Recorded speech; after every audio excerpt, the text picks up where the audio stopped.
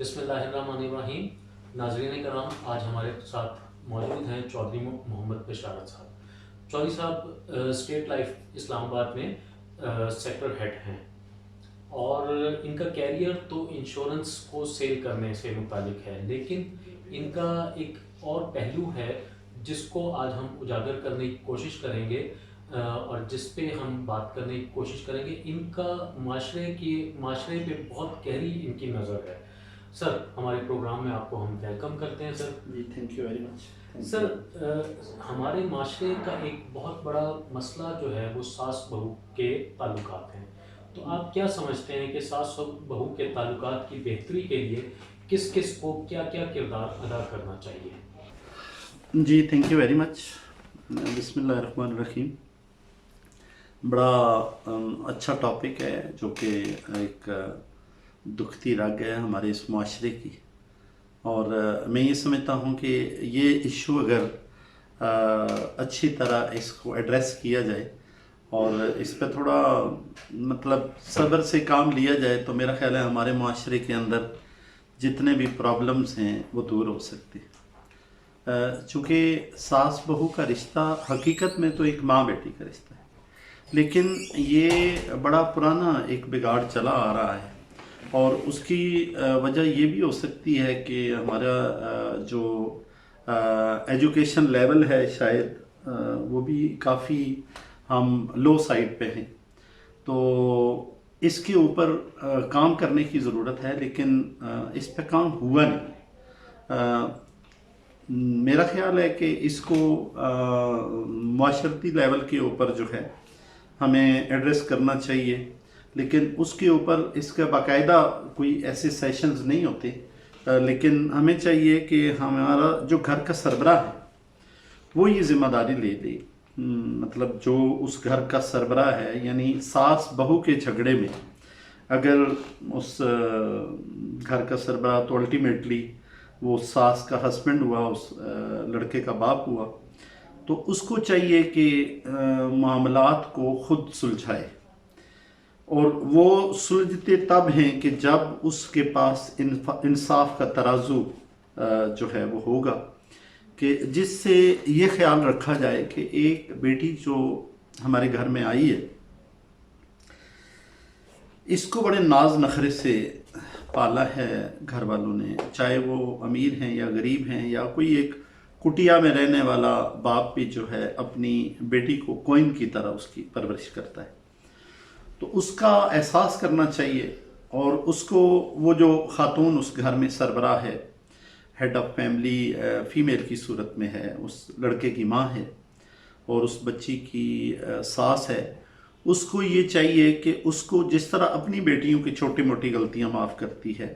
अपनी बेटी के मामलात को देखती है, उसके सुकून को देखती है, उसी तरह वो अपनी बहू के सुकून को भी देखे। और ये मत सोचे कि वो फौरी तौर पे घर में आते ही वो एक कोई ट्यून अप हो जाएंगे, उसके कोई डिफरेंट बटन है और हर घर के फर्द के साथ वो ट्यून अप हो जाएगी। उसे कोई टाइम देना चाहिए, मिनिमम मेरे ख्याल से तो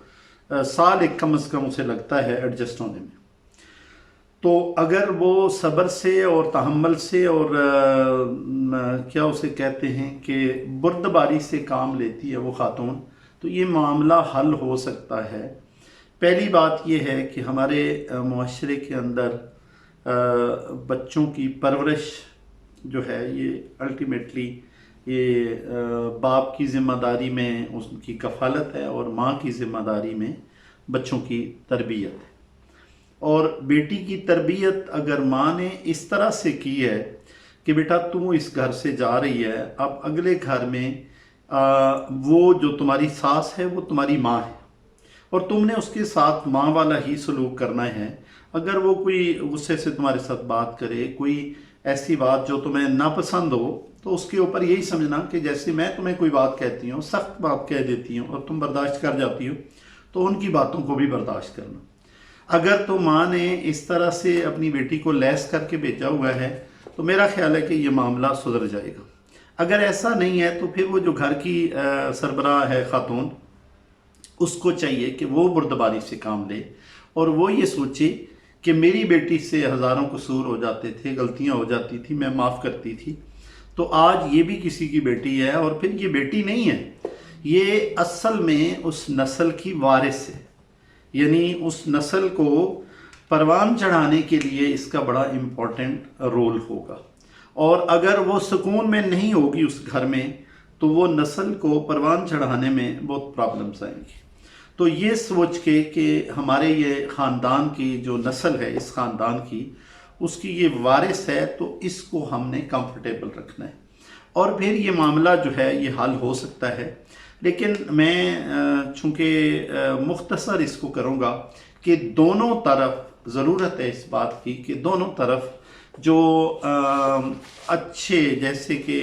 تعلیمات رسول کریم صلی اللہ علیہ وآلہ وسلم ہیں کہ دیکھیں کائنات کی سب سے بڑی ہستی خواتین میں اگر لی جائے تو سب سے بڑی ہستی جو ہے وہ بی بی خدیجہ الکبریٰ ہے، اور آپ کا جتنا مال و دولت اسلام کے اوپر لگا ہے اور جتنا حضور نبی کریم صلی اللہ علیہ وآلہ وسلم کے لیے آپ نے قربانی دی، حقیقت میں یہ ہمارے اسلام کے لیے قربانی تھی، اور آپ پہ بھی ایک ایسا وقت آیا کہ جب مطلب شیب ابو طالب کو اگر اسٹڈی کیا جائے تو وہاں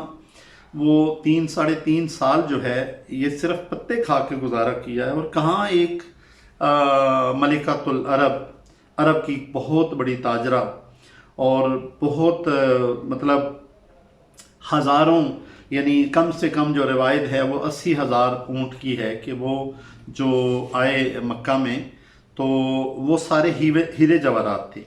اور بے پناہ لائنیں جو ہے اس کے پاس جو ہے وہ غلام اور لونڈیوں کی تھی۔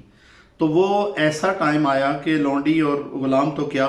کہ وہ خود ہی اپنے مطلب جو آخری وقت تھا اس وقت بھی یہ کہ بی بی فاطمہ الزہرا سلام اللہ علیہ کو فرمایا کہ اپنے بابا کو کہنا کہ جو چادر ہے اس کا مجھے کفن دے دے۔ یہ الگ بات ہے، بہت سارے مسلمانوں کو اس بات کا پتہ ہے یا نہیں پتہ کہ وہ کفن کہاں سے آیا، وہ جنت سے آیا اور کیسے آیا، چونکہ وہ اللہ تبارک و تعالیٰ کی ذات نے ان کے عمل کو اپنا عمل قرار دیا اور اس کو قرآن میں بیان کیا۔ اور اتنی بڑی عظیم ہستی اگر اپنے خامن، حقیقت میں رشتہ تو حضور نبی کریم صلی اللہ علیہ وآلہ وسلم کے ساتھ خامن کا رشتہ تھا، اگر عورت اپنے خامن کے مقام کو سمجھ جاتی ہے تو میں یہ سمجھتا ہوں کہ وہاں بات بالکل ختم ہو جاتی ہے، چونکہ اگر خامن کے مقام کو جو تعلیمات رسول کریم صلی اللہ علیہ وآلہ وسلم ہیں ان کے مطابق خامن اگر ناراض ہے تو عورت کی نماز قبول نہیں، اس سے بڑھ کے اور کیا ہو سکتا ہے۔ اور بھی بے پناہ اگر اس پہ مطلب ہم بہت آگے جانا چاہیں تو 101 بات ایسی ہے کہ خامن کو اللہ تبارک و تعالیٰ کی ذات نے عورت کے لیے، بیوی کے لیے اگر سجدہ جائز ہوتا تو بیوی اپنے خامن کو کرتی، یعنی اگر انسان کو سجدہ جائز ہوتا تو بیوی اپنے خامن کو کرتی، تو اس سے بڑھ کر مقام کیا ہو سکتا ہے۔ تو اگر وہ جو خاتون اس گھر میں مطلب وہ جو بچی بیوی بن کے آئی ہے وہ اگر خامن کے سکون کو دیکھے، اس کی زندگی کو دیکھے اور اپنے خاندان کے سکون کو دیکھے تو برداشت کر لے تھوڑا سا ٹائم۔ میرا خیال ہے دونوں طرف اگر برداشت کا مادہ ہوگا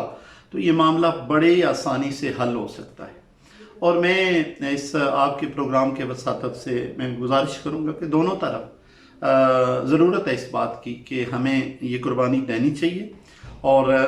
جو ہے وہ برداشت کرنا چاہیے۔ کس لیے؟ اس گھر کے بندے کے لیے، اس کے سکون کے لیے، کہ اگر وہ سکون میں ہوگا